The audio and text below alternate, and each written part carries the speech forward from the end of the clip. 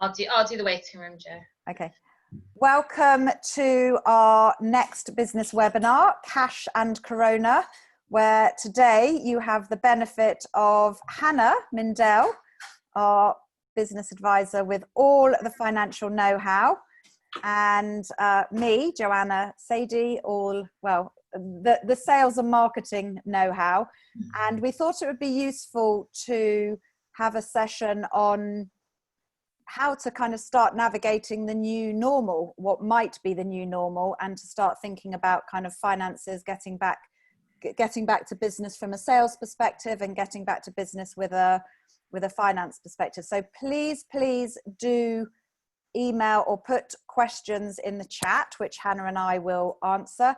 We also are absolutely delighted to have as a guest star Sam Feller, if Sam could wave, who is co-founder of Popcorn Shed. And Sam and Laura, who's the other founder of Popcorn Shed, are members of our WeHub building.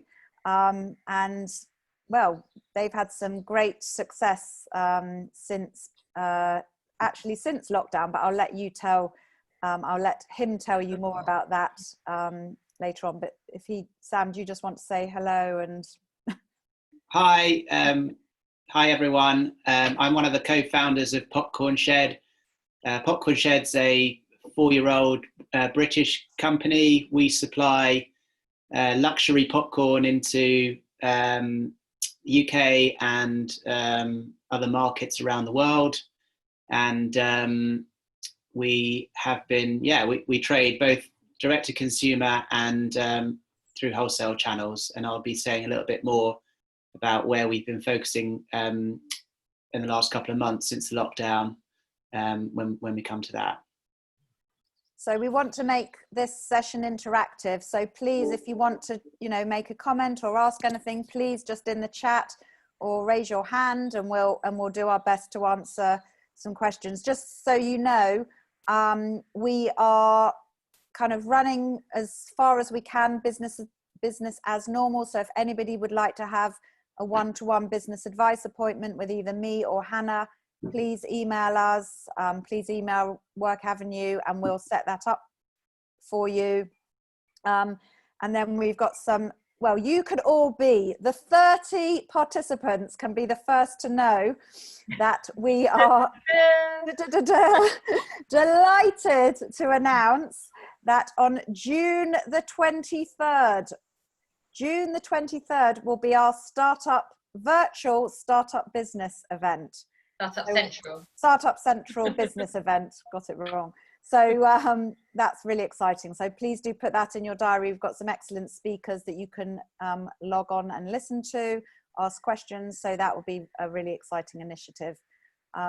Anyway, we're going to get started, and I'm going to hand over to Hannah for the first part. I'm also going to share the screen, or Hannah, tell me when you want me to share. No, you can share. If you can share it now, that'd be great. We've worked out how to co-host, but we haven't worked out how I can share the screen as well. So Jo is my weather lady for this. So we just wanted to start today. I just wanted to do a quick reminder. There's been a load of stuff, lots of stuff in the press, and loads of information about how to secure your income during this crisis. And obviously we're going to hear some really good news stories, hopefully from Sam and hopefully from some others as well, but there is some government support in place. So if we can have the next slide, please. I feel like I'm in Downing Street. Next slide, please. Oh, hold on. There we are. So I just wanted to remind you about the government support that is there. So the first thing just to bear in mind is the local authority grants. I don't know if that would be relevant for anybody on here, but if you do run your business from a premises and you're currently receiving small business rates relief, you should have been contacted by your local authority to receive a grant. I don't know if it's relevant for anybody, but just to say, if you are in that situation and you haven't been contacted by your local authority, you should contact them and ask them about it. The other thing is that there has been some stuff there's been press releases, but not much information about how the government are giving local authorities some additional funds to use at their discretion. So it is always worth going on to your local boroughs or your local council's website and just seeing what support they've got available for businesses and contacting them and asking them, because it may well be that they've got some funds hidden away and they're not telling you until you ask. It's on a need-to-know basis. I'm pretty sure that sorry, you're that, moving. yeah, I know. Sorry, that Barnet do have a local authority grant, so it's definitely worth looking at. So do that. It's kind of anecdotal, so we don't know of anything for sure, but it's worth just being in touch if you are struggling.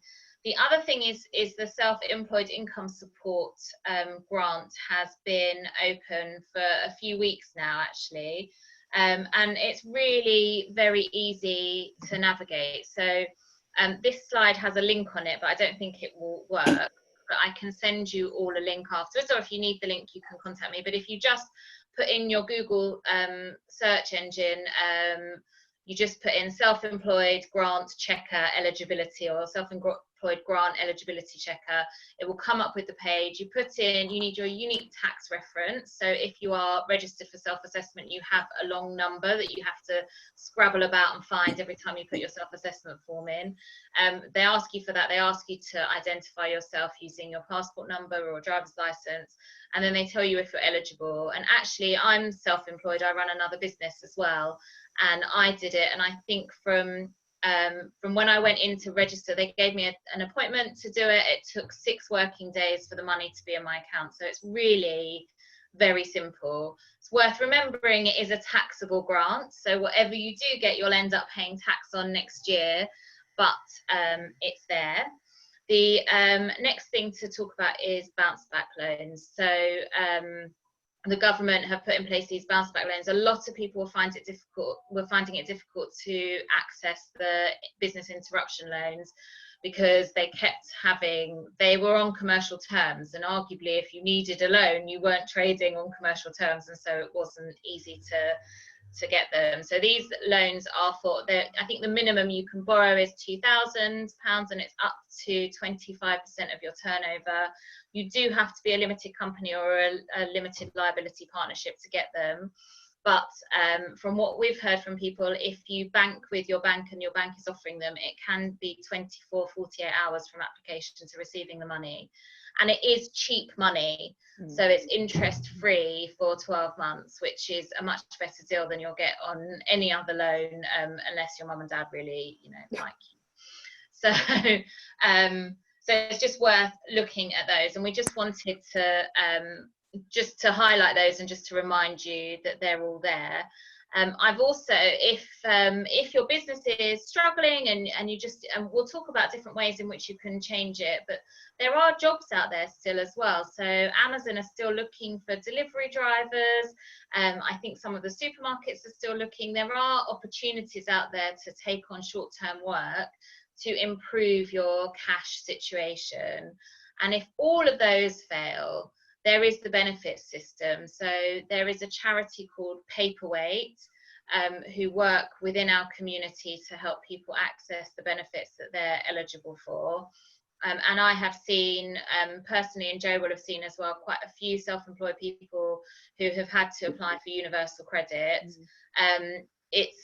That's what the benefit system is there for. It's there to support us at times when we can't support ourselves, and they are moving through those applications as quickly as they can, and there is money there for people to access if they need it. Great. We have one specific question from somebody who wanted to know if their turnover is lower than 10,000, how do they receive financial support from the government? And I think it depends. If you're self-employed, you should still, as long as you made profits in the last 2-3 years, you should be able to apply for the self-employed income support grant. And if you're incorporated, you could still apply for a bounce back loan. But if your income is very low and your income has been low, and you're not able to work, the person who asked was a sort of hands-on business, so they wouldn't be able to work at the moment, then applying for something like universal credit or diversifying and doing something else would be your best bet. Has anybody got any other questions for Hannah? Please do feel free to put in the chat. Any other finance related questions? Yes, Eva. No. Do you want to Don't put it make in it the chat, difficult, Eva? Eva. I'm answering difficult questions. Hold on, Eva. I'm going to unmute you. There we are. Oh, I can't unmute you. I can. Oh, there. No, I think we both did it at the same time. Okay. There you go, Eva. So I just wondered, with self-employment, income support, if you're employed at the same time, you've got employment and self-employment, and your self-employment stops, does it mean, is it true that they say that self-employment has to be more than half of your income to get it? Okay, yeah. Right. Yeah, so, but it had to have been more, it needs to be more than half of your income for the 18-19 tax year. So they can't see what it is now. So if you were self-employed, if you put in your tax return for 18-19, which you should have done by now, and if you are continuing to stay self-employed now, as long as at that 18-19 you were over 50%, you're eligible. So it doesn't really matter what the situation is now, it matters what it was then. Okay, thank you. Someone put on the chat, we had a point on the chat that said if you have savings, you can't claim benefits, which is true. There are different levels. So I think if you're single, if you're a single applicant for universal credit, your savings need to be below 12. And I think if you're a couple, they need to be below £16,000. Yeah. I'm not a benefits expert, so don't quote me on it. But if you're looking at applying for any sort of benefits, if you go onto HMRC, they do have an eligibility checker. So you can go through and check whether you're eligible yourself. Thank you. Any other finance related questions for the, obviously it doesn't mean you can't ask one later. No, now or never. Yeah. Okay, so I'm going to talk a little bit about kind of the sales side of things, and then we're going to move on to our guest star, which is Sam. So, okay. So I've had a number of chats with some businesses, and we are going to be running a sales workshop. And when I started thinking about what people needed to do from a sales strategy perspective, it actually isn't very different from what one would be doing before, but you do need to think more carefully. So often when I would ask people the question, who's your target audience? People be like, well, it's kind of this and it's that, and they hadn't really got it kind of identified as clearly as I think they should have done, especially if you're a micro business owner, 1, 2, 3-man band, you really need to work smart. So question number 1 that you need to first ask yourself, who were you selling to, or who were you trying to sell to? And does that now need to change because those kind of businesses that you were trying to sell to before are going to be in a very difficult position? So for example, if you were trying to sell to the restaurant, or you were selling successfully to the restaurant industry, I would probably say at the moment that industry is not going to be a great target audience to try to reach. They're going to be in complete and utter survival mode. Or if you were, you had something selling to events companies, again, start thinking about who your target audience were and who they should be now. And most importantly, whoever's watched the film Jerry Maguire, Show Me the Money, do you think they have the money to spend with you? Okay, so really, really identify your target audience. And I'm really happy to talk to anybody who would like to about identifying their target audience. You don't need to have one, it could be, and also think of it whether you're selling B2B or B2C, because I was talking to somebody a few weeks ago who was trying to think, oh, I could sell this training idea to the unemployed because there'll be lots more unemployed people, which yeah, there will be lots more unemployed people, but they won't have the money. So my feeling was, why, you know, that trying to target people who are unemployed may not be the best focus. You know, there would be other audiences that they could try to reach for this training idea. Point number 2, set sales targets, but be really realistic.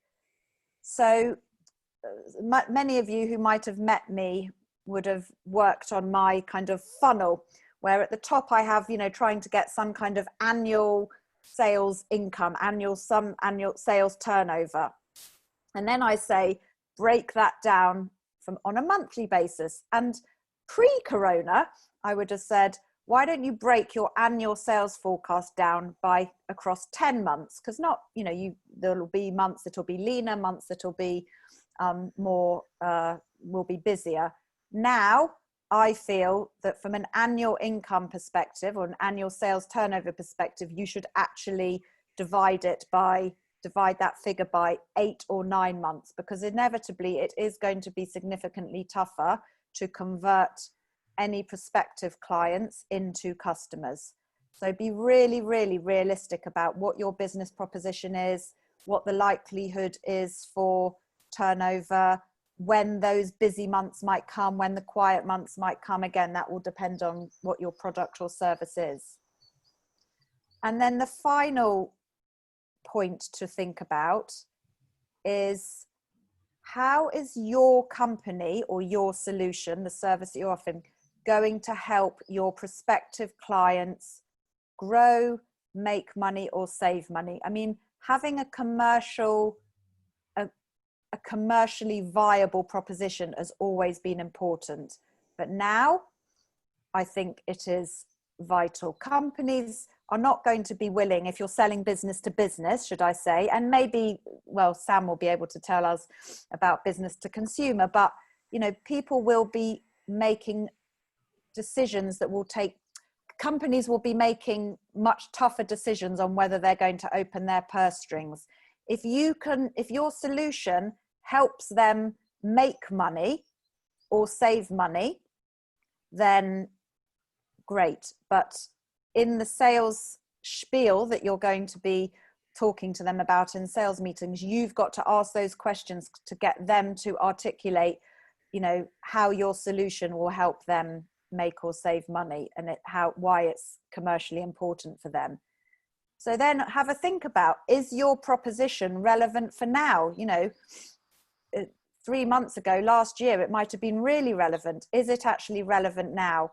And again, what pain are you solving?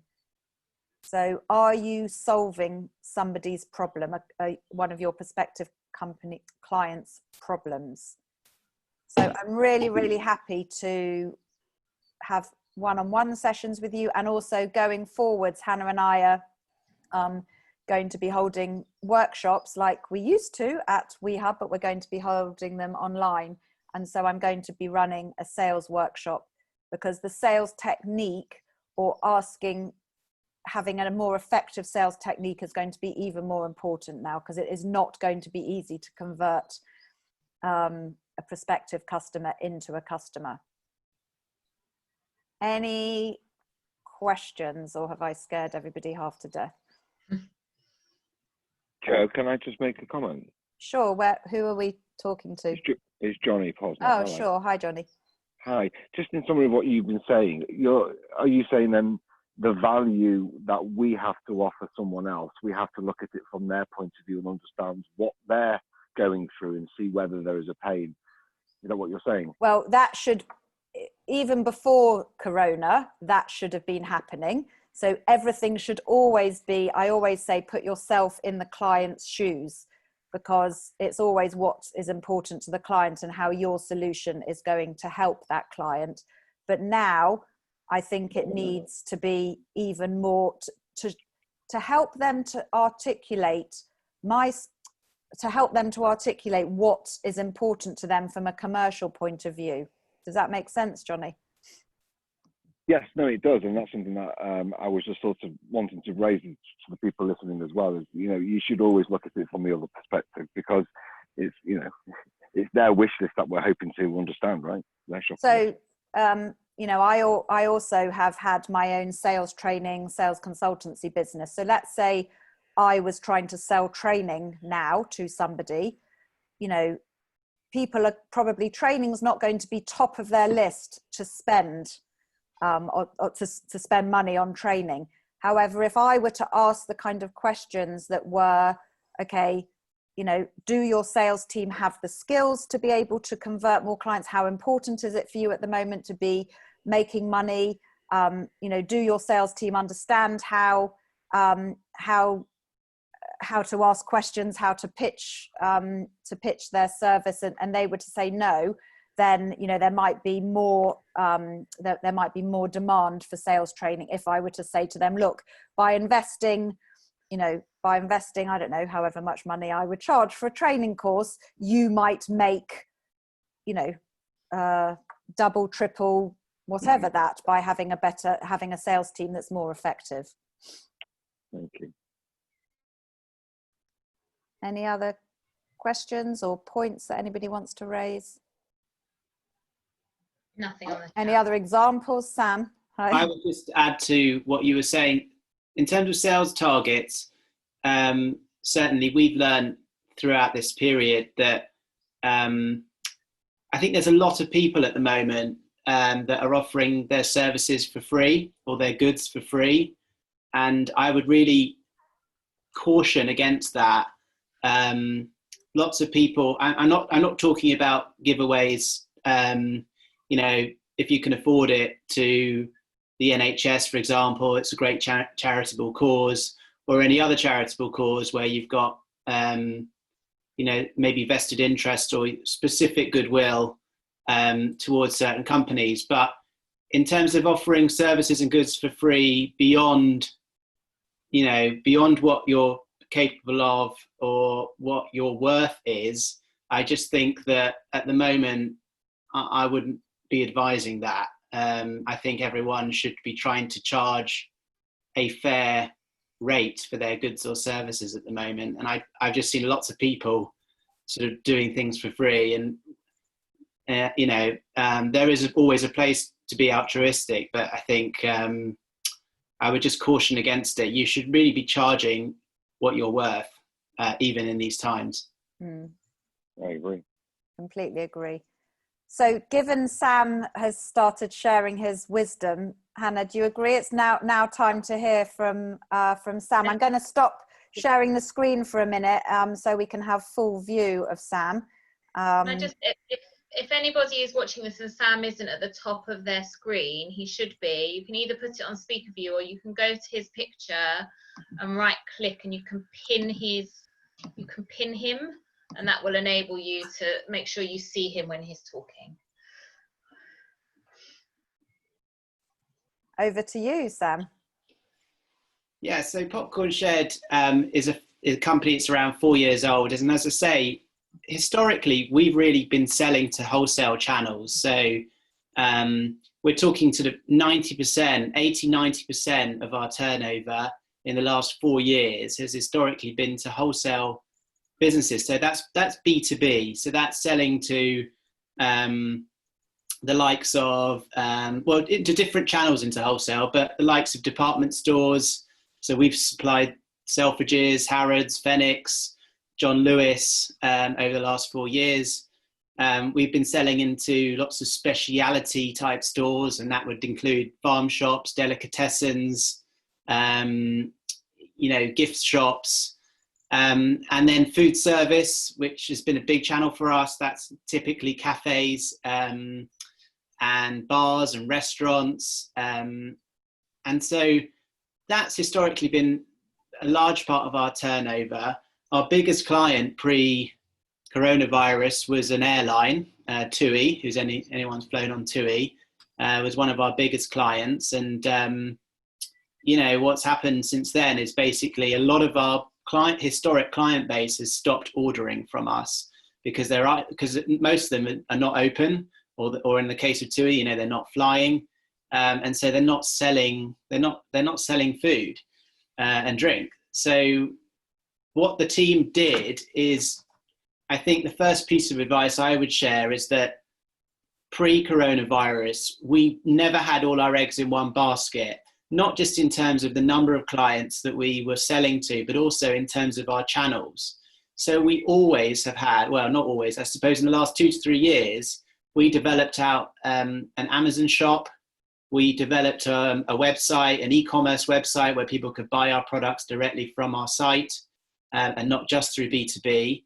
And so we really diversified our base in terms of our sales channels. And it's fair to say that, 2-3 years ago, these types of channels were maybe 5% of our revenue, and therefore, no one really gave them that much, care and attention. Yes, we were selling on them, but the listings weren't maybe optimized, the images weren't great, the descriptions weren't great, the pricing hadn't been checked for a few months, so they hadn't really been given a lot of attention by the team. But what we saw in latter part of March and coming into April is that, as I say, our wholesale channels didn't completely die. I mean, we have some wholesale customers that are still ordering, but they fell about 80%.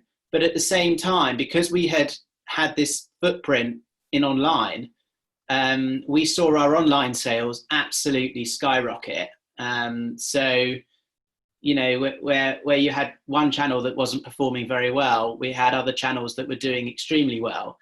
And I guess we've just acted as a team very, very quickly. We've had to upskill as a team, so learn how to create new images, videos, marketing content for online channels, which is a totally separate skill set to selling to wholesale. We've had to implement different strategies online. We've upskilled ourselves in digital advertising, digital marketing, learned how to do Facebook advertising and Google advertising, and so on and so on. So I have to say April was one of the craziest months I've ever had in the job, because we were so busy just learning new things and trying to adapt to the new market circumstances. But we saw the opportunity and we really relished it, and I think that would be my advice, because obviously at the moment, right at this moment where the shops are closed and the restaurants aren't open and airlines aren't flying and things like that, it's a lot of businesses are doing a lot of business online. So if you can adapt your services to the online environment and you haven't, or your goods to the online environment and you haven't already done so, I would definitely recommend really looking into it and investing in that channel, because our forecast is that we don't think we're going to lose the customers that we've gained online during this period of time. We think we'll keep them, and we also think that shopping behaviours may well change in the long term, because people will be more used to buying things online, and if they have a good customer journey, they have a good service, they enjoy the product, then they will continue with that behaviour in the long term. Sam, can I ask, how have you analysed which marketing was most effective? Have you done some analysis on that to advise the attendees? Sorry if I put you on the spot. What do you mean by that? So you said Facebook ads. Google, I see. Yeah. Yeah. So you sort of learn that there's the different lingo within digital advertising, and there's things called conversion rate, and there's also cost per customer acquisition, and a lot of it's just trial and error. So we started off paying way too much for a keyword search on Google, for example, and then you lower it a bit and you lower it a bit more, and then you sort of get to the sweet spot of where you should be, where your competitors are, and it's the same with Facebook ads. You're you won't just put one ad out there. We'll put 7 or 8 different ads out there and do like an A/B campaign. So you track the conversion rates depending on the image that you're using, depending on what the message is, that the text that you're using in that advert, and then you'll run that campaign for a couple of weeks, a week or 2 weeks or so, something like that, and then you can go back and track that data. And actually, certain platforms like Facebook and Amazon have both offered us free advice and feedback in terms of trying to interpret that data. So I'd recommend anyone thinking about investing in those types of platforms to get in touch with the guys at those platforms, because often there's free resource and advice there that they're happy to offer out to businesses that are new to advertising. Great, thank you. Have you found have you got a magic formula? So do pictures of the product sell? You and Laura have got quite a compelling founder story. So does that sell? Have you found like a kind of sweet spot for that? We found that some of the messaging is very effective, depending on what tends to be in the news cycles. So when the government advice was stay at home, in the beginning stages of the lockdown, our messaging was, for example, stay at home, let us bring the popcorn to you.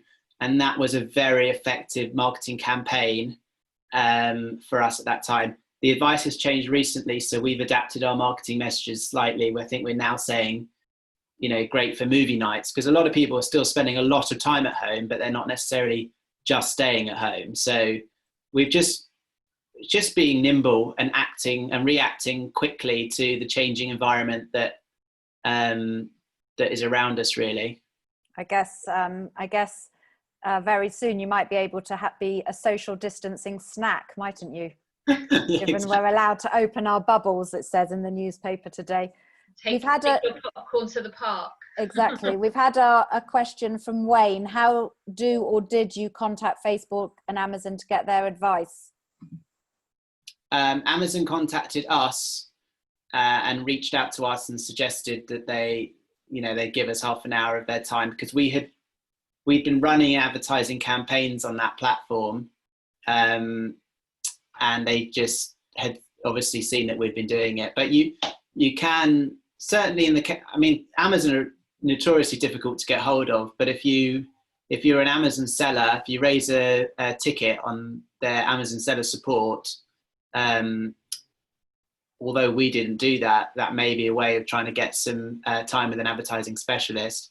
And in the case of Facebook, again, I'd recommend just raising help tickets. Again, I actually don't manage the Facebook platform. I believe they contacted us, but the support is out there, and I'd recommend you, if they don't contact you first, try and seek it out directly. We've seen, so Joe's just put it up, but we've seen that Facebook offer Blueprint, which is free training. They want people to spend money on advertising on their site, and they want people to keep coming back to do it. So if you're looking to start Facebook advertising, so Sam's lucky he's got somebody who manages it for him, but if you're managing it yourself, Google Facebook Blueprint, and they have free training sessions on there. And then once you're in, I think they do try and help you, because they understand that the more they help you, the more likely you are to use that platform, and the more likely you are to spend. So that's true. And in the case of Google as well, there's Google Garage, which is a, I guess, entry-level resource which you can Google and find it. And there's also Google, I think it's Google Digital Services or Google Web Service, which is the next stage of that training. So if you're looking for something a little bit more advanced, there's lots of resources out there readily available that you can just search for and teach yourself how to do it, basically. And Google will be running a session at the Startup Central event that we'll be holding. So Hannah, I think you had another couple of questions for Sam. And no, I think Sam covered them. Okay, fine, lovely. Good. Yeah. Anybody else got any other questions for Sam? Oh, was that Jessica? I'm Did just you? going to unmute myself. Yeah. I just wanted to, like, in terms of a product that perhaps is seen as more of a luxury, like, for example, part of my business is selling like my own art and my own illustrations. And I find it quite obviously difficult when it's not something like food, for example, where people obviously want to eat food. It's a bit easier to get customers online. What advice would you say for trying to get customers over online channels who perhaps to invest in something that would be seen as more luxury in this time? Like, what advice would you give, for example, for me or for more creative businesses? We're also a luxury product. You know, a box of our popcorn is about £4. So Okay. we haven't found that customers are short of money at the moment in general, because a lot of people are on furlough and they're being paid at this moment. Not to say that things won't change, but that's what we found. So in terms of how to get the message out there, I think I mean, I'm not, you know, I've not got experience within your particular sector, but it may be a message such as, you know, you're spending a lot of time at home. Why not make your home try to look a bit brighter, or look, you know, look more contemporary, for example, because that may be an area where consumers feel more comfortable spending their money at the moment. You know, they're certainly not going out and spending money in restaurants. And a lot of them, as I say, have got money coming in from one of the government schemes. So it may be something to look at. I don't know whether there's marketplaces as well online that you could look at specifically for your types of products. I know we've tried trading on marketplaces like Not on the High Street, Etsy, eBay. Obviously, and there are arts platforms. There's definitely some arts. Yeah, definitely Etsy, and there's other like platforms as well. Even you can sell on Facebook, which is currently what I've been doing. Yeah, I definitely look at some of the specific platforms. I mean, Not on the High Street's our third biggest platform as online platform as a company, and that's been we've seen a huge increase. We're about 300-400% up on what we were last year on High Street. So I know you've got to jump through some hoops to become a vendor with them, but maybe that one is also one to look at. I think also, Jessica, sorry, Hannah, go ahead. I was going to say, I think it's an interesting point that Sam raises as well, is that there's a lot of stuff in the media about how people are struggling for money, and there may be some of us on this call who are struggling for money, but there are just as many people in my experience, and certainly in my sort of friendship group, who are sitting at home and who aren't spending the money that they usually spend. So you've got the same income, if not maybe sometimes a bit more, because some people are busier doing different things. There are holidays that have been cancelled. You haven't been going out every weekend and spending a fortune at a mediocre restaurant or whatever. You know, there are quite a few. There's certainly in the kind of middle class tranche, there are people who are sitting on money and who are starting to want to spend it, for sure. Yeah. And also but be very clear, like I said, for the sales, you know, really think about who your target audience is, Jessica. Know who your target audience, and we've had another few ideas. So yeah, I've seen on the chat. Said next door, and also then Juliet just says, have you thought about diversifying your offering, cards, smaller prints, you know, recognizing the need? I've definitely thought about doing like greetings cards and stuff like that. That's definitely something I've always had the idea about doing. But yeah, for sure, like I'm looking at the chat and it's really helpful, so thank you.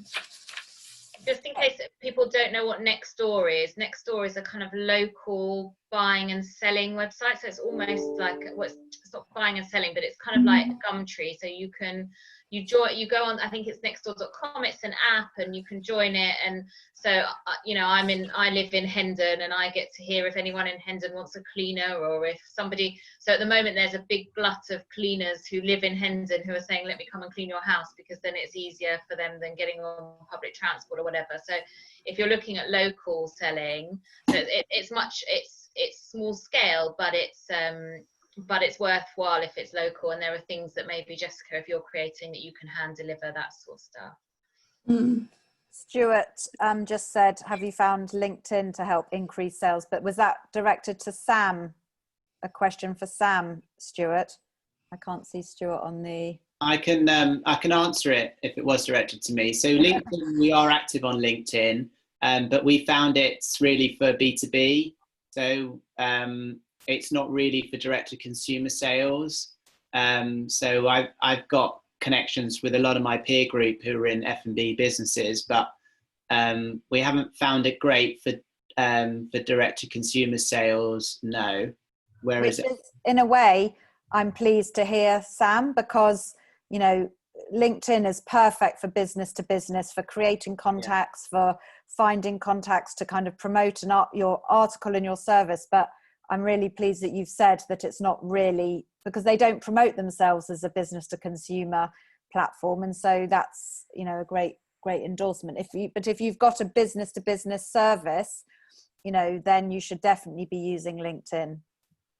I think there is something about LinkedIn. I've seen a change in LinkedIn over lockdown where it has become a bit more personal. So the messaging on it that people are sharing now isn't as corporate as it was. So it's, you know, so Sam and Laura, for example, are cousins who set up Popcorn Shed. So that's quite a nice story now to share on LinkedIn, so people understand the brand. It wouldn't necessarily increase sales, but it does increase brand awareness. And I'm seeing a lot more of people taking pictures of their kids in their home office and all that sort of stuff, whereas before nobody would have admitted to having a life outside of their corporate desk on LinkedIn. So if you're trying to tell a story about you and your business, it's a good place, but I don't think it's somewhere that it would necessarily create additional sales for you unless you're in that B2B market and it helps someone buy you personally. I'm just going to go to share screen because, in fact, Sam set up this point very nicely just before we moved on to him, which is negotiating the new normal and about kind of pricing confidence. So I would wholeheartedly agree with Sam in terms of kind of pricing yourself confidently, and giving stuff away free might be good from a marketing perspective to do a tasting session. But then, you know, so if you do a tasting kind of a free webinar, let's say like we're doing now, you know, do 1 hour free and then start charging for the follow on workshops if that's what you're doing. We're not doing that. We're not doing that because we're a charity, but you know, but be confident in your pricing. Hannah, do you want to do? Yes, we're also talking about adding value. So it's also about a pricing point. So it may be that people feel that things are too expensive, but there may be some things that you can give on top of what you've priced for someone to do. So for example, let's take, I had a meeting with a graphic designer the other day, and we said maybe as well as doing the graphics for an ad, there might be some value in explaining to the business that you're giving it to, where you think they should post it, and you know how regularly you can post it on social media, that sort of thing. So something that doesn't really cost you anything but adds value to the client. And also, you know, all of us are at the moment, all of the big businesses are trying to make us believe that we're all in it together. We're not. You know, they're making as much money from us, if not more, than they were before, but they're making us feel good about paying them the money. So there's no reason why as a small business you can't play that game as well, so that we're all in it together, and you can add something that gives them value, that doesn't cost you anything, but means that your price stays stable and doesn't devalue yourself, which is the message that Sam was giving as well.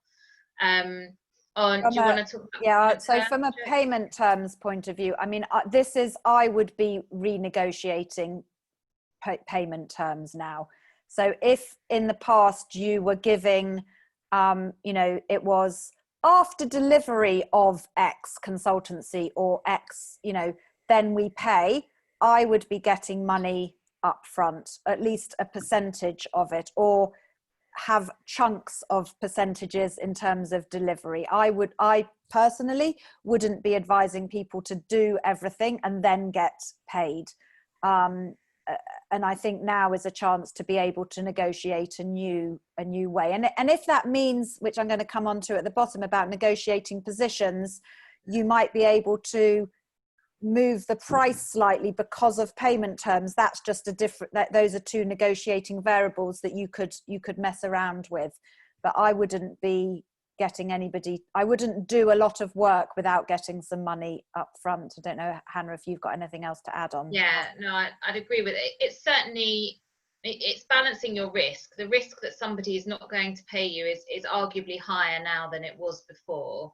So and it comes on to those next 2 points. So I see so many people who go, I'm really good at my business, I'm great, I do this, I do that, I hate asking people to pay me. Like, this is not the time to be scared of invoicing. So make sure you prioritize your invoicing. If you say you're going to invoice them, beforehand, make sure they get that invoice, make sure you're on it. So it's time to run your business tightly financially and not rely on the goodness of other people. Make sure that you're prioritizing your invoicing, that that part of managing your business has as much priority as actually doing what you're doing, offering the service that you're offering or producing the product. And then that goes into the credit control as well. Sending someone an invoice does not guarantee payment. So if somebody is late on paying, call them up and ask them where the money is. Don't shy away from it. And there are plenty of people out there actually who are freelance credit controllers if you don't want to muddy the client, the waters with your clients. But don't be scared to ask for the money and to chase your money, because there's no point being busy and having a massive order book if you don't get the money for it. It's just, it's not worth it. And if you're trying to think of a price to charge for your service or your product, I always like to talk about 3 negotiating positions: okay, good, and great. So great is obvious, that's when you're like ka-ching, ka-ching, hooray, I've got an amazing deal. But by the way, it's not only about money, it might be on time to do it, the payment terms. So there'll be a number of different variables that you can put against negotiating positions. So the first is great. The first one is okay. And what I mean by okay is it's where you feel fine about what you're getting. It is not your walkaway. Do not go to your walkaway position, because you've got nowhere to go. So you should always have a gap between what you're going to say no to and what you feel okay. All right, it's not good, it's not great, but I do feel okay about selling this product at this price, or doing this piece of consultancy for this okay price. So as Sam said, make sure that your work is of value. Just because we've been in this situation does not mean you need to give things away for free. And then obviously good is somewhere in the middle. Any questions on any of that? I'm going to stop sharing just because it's nicer to be able to see people than share the screen. Any questions on negotiating the new normal, on sales, on anything to Sam? Eva.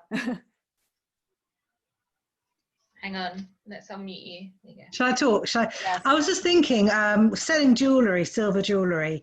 I put the price to what I can get a small profit from. It's really my work that I've put into it.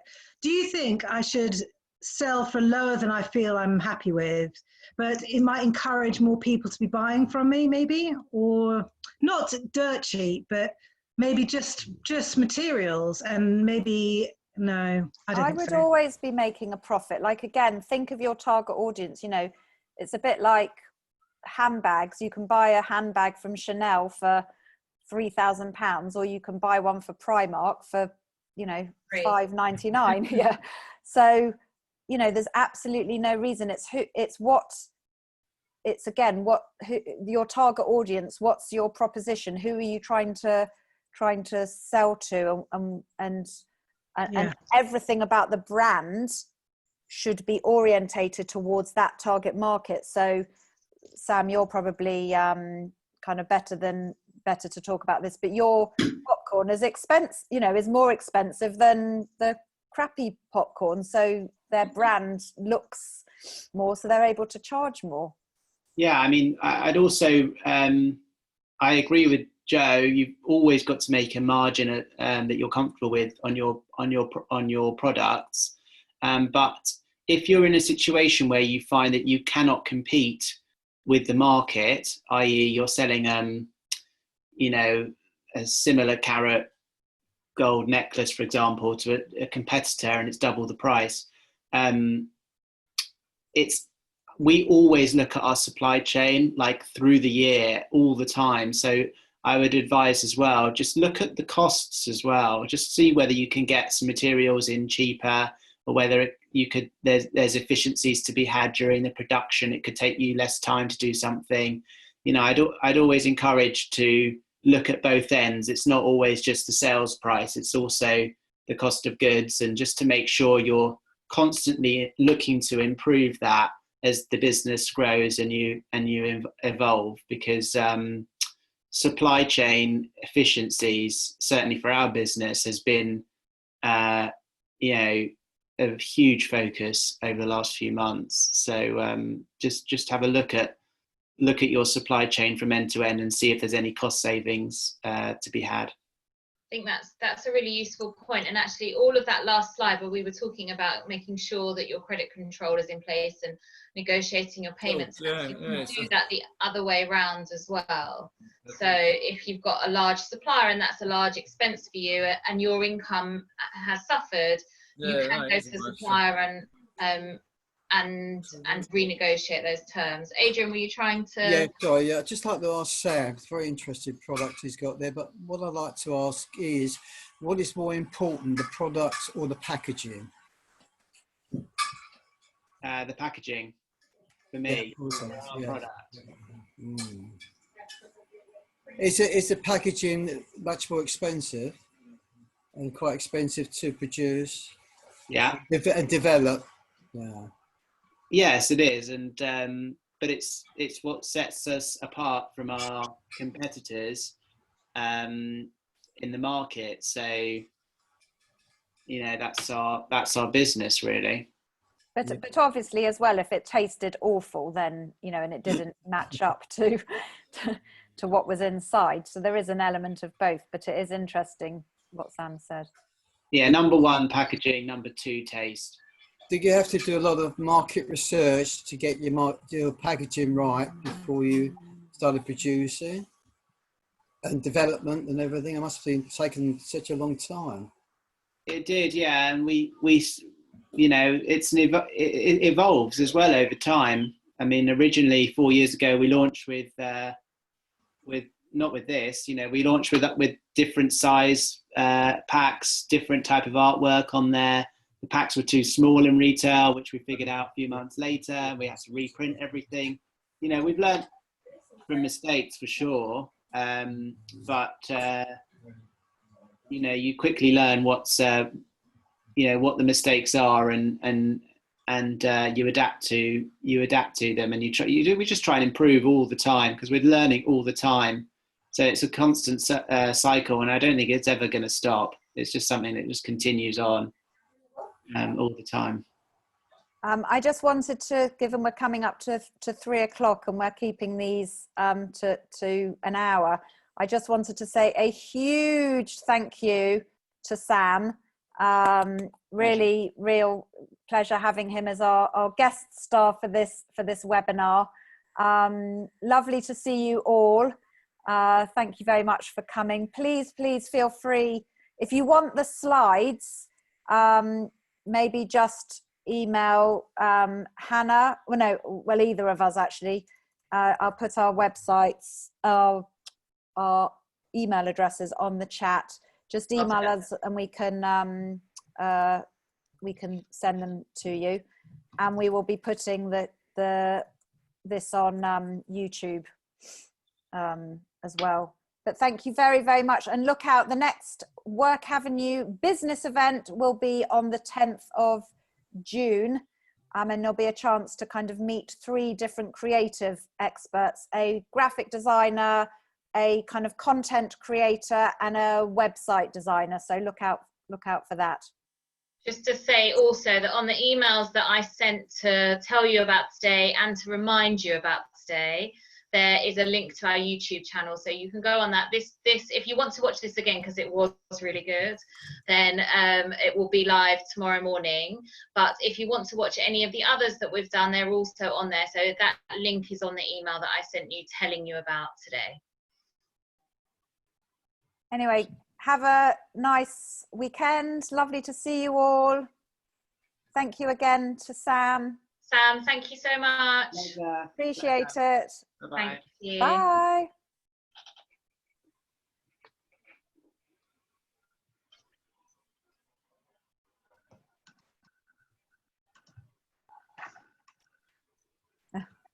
Bye, Dan. Oh, that's very cute, Dan. Bye.